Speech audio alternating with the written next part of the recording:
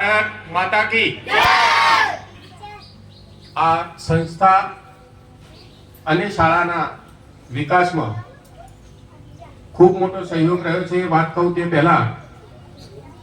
અમારી શાળામાં આપ પગરવ કરી અને ધ્વજવંદન કાર્યક્રમમાં જોડાનાર અને અમને આશીર્વાદ આપનાર રિતિકભાઈ અને ભગવાનદાસ બંધુ સાહેબ, કનુભાઈ આચાર્ય સાહેબ, શારદાબેન ભાઈ, દિલીપભાઈ ઠક્કર સાહેબ,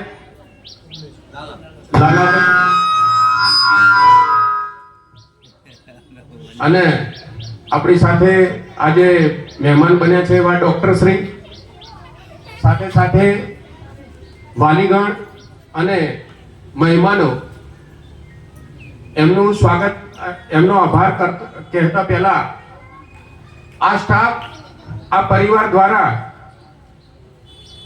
એટલી મહેનત કરવામાં આવે છે